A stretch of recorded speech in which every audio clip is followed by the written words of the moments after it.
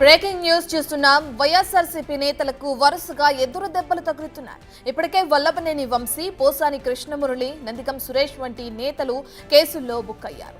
ఇక తాజాగా హిందూపురం మాజీ MP Gorantla Madhav big shock తగిలింది. గోరంట్ల మాధవ్ నివాసానికి వెళ్లిన విజయవాడ సైబర్ క్రైమ్ పోలీసులు ఆయనకు సెక్షన్ 35/3 BNSS కింద నోటీసులను చేశారు. మార్చి 5న సైబర్ క్రైమ్ పోలీస్ స్టేషన్ కు హాజరు కావాలని నోటీసుల్లో పేర్కొన్నారు. 2024 నవంబర్ 2వ తేదీన సైబర్ క్రైమ్ PS లో మహిళా కమిషన్ మాజీ చైర్మన్ వాసిరెడ్డి పద్మ ఫిర్యాదు చేశారు. దీంతో ఆయనపై పలు సెక్షన్ల కింద పోలీసులు కేసు నమోదు చేశారు. ఓ ఇంటర్వ్యూలో పోక్సో కేసులో బాధితురాలి పేరు గోరంట్ల మాధవ్ చెప్పారని ఆయనపై కేసు నమోదు చేశారు.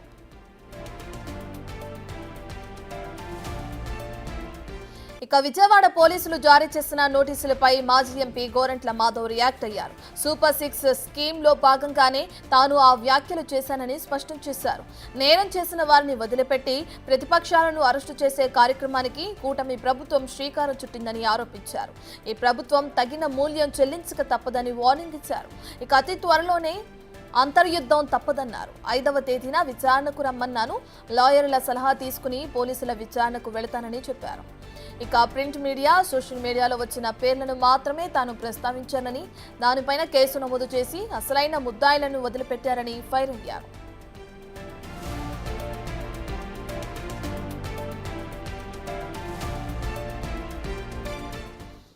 గోరంట్ల మాధవ్ పై నమోదైన కేసుకు సంబంధించిన పూర్తి డీటెయిల్స్ అందించడానికి మా ప్రతినిధి యోగానంద్ అందుబాటులో ఉన్నారు. రైట్ యోగానంద్, ఇప్పటికే ఆయనకి నోటీసులు జారీ చేయడం, విచారణకు హాజరు కావాలని ఆ నోటీసుల్లో పేర్కొనడం కూడా మనం చూస్తున్నాం. ఏ సెక్షన్ కింద కేసు నమోదు చేశారు, ఇంకా నోటీసులు ఎటువంటి అంశాలు పొందుపరచడం జరిగింది?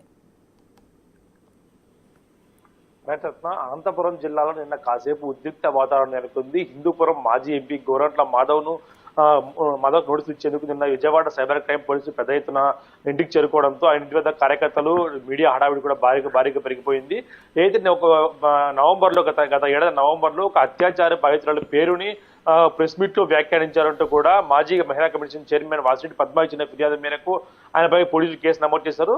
దీని గురించి మరింత మాధవ్ గారిని అడిగి తెలుసుకునే ప్రయత్నం చేద్దాం. సార్ చెప్పండి, మీకు నోటీస్ నేను వచ్చారు, ఆ నోటీసులో ఏముంది, ఎన్ని గంటలకు మీ ఇంటికి వచ్చారు సార్?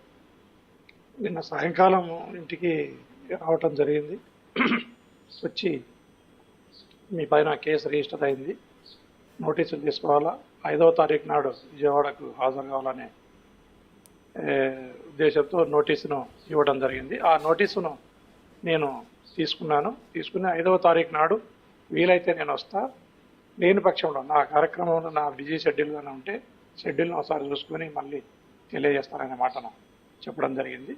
ఖచ్చితంగా నేను పోలీసుకు కానీ, కోర్టులకు కానీ, చట్టాలకు కానీ సహకరిస్తానని ఈ సందర్భంగా తెలియజేస్తాను. ఇప్పటికే నందిగం సురేష్, అలాగే వల్లభనేని వంశీ, నిన్న పోసాని కృష్ణమురళి, తర్వాత మీకు నోటీసులు రావడం, ఇదంతా ఏం చేస్తారు?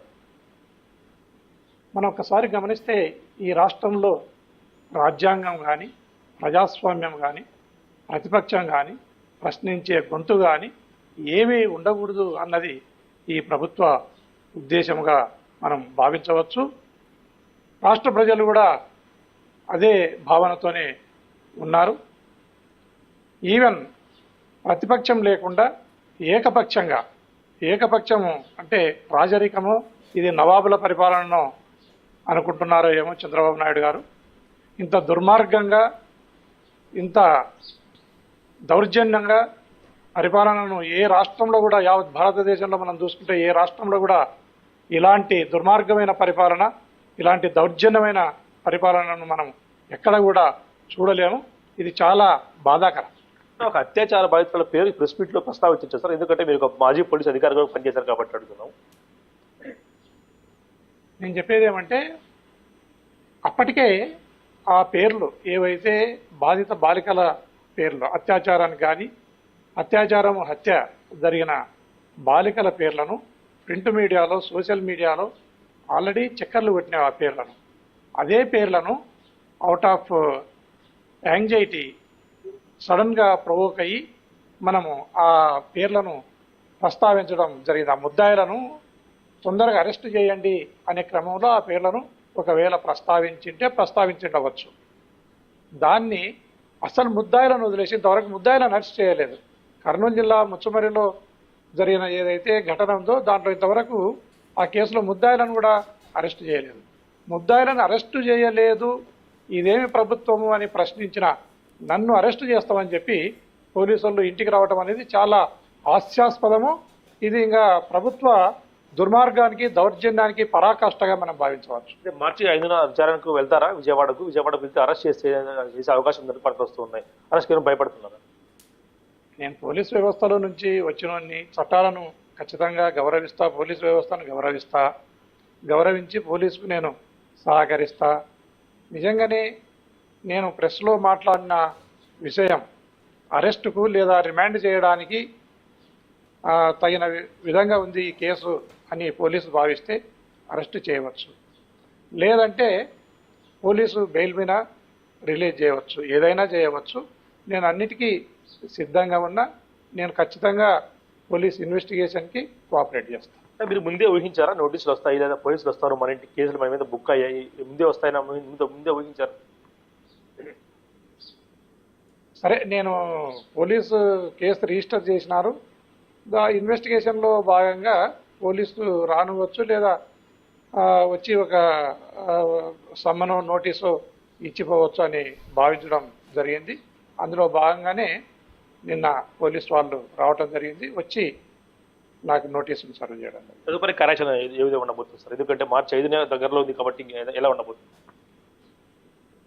దానికేం ప్రత్యేకంగా ప్రిపరేషన్ ఏమి అక్కర్లేదు అనుకుంటున్నాను. కేసులు కూడా మీద పడతాయి. ఏం కేసులు పెట్టుకున్నా ఆ దొంగ కేసులు, ఆ కేసులు ఏమీ చేసుకోలేవు. ఈ ప్రభుత్వము ఇప్పటికే రాష్ట్రంలో 4 దిక్కుల కూడా అరెస్టుల పర్వం కొనసాగిస్తూనే ఉంది.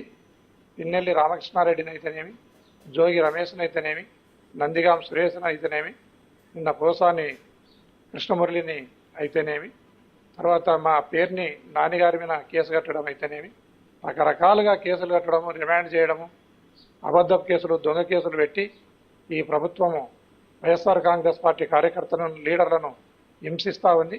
దీన్ని ప్రజలందరూ కూడా చూస్తూ ఉన్నారు, గమనిస్తూ ఉన్నారు. ఇప్పటికే ప్రజలు విసిగి వేసారిపోవడం జరిగింది ఈ ప్రభుత్వం పైన.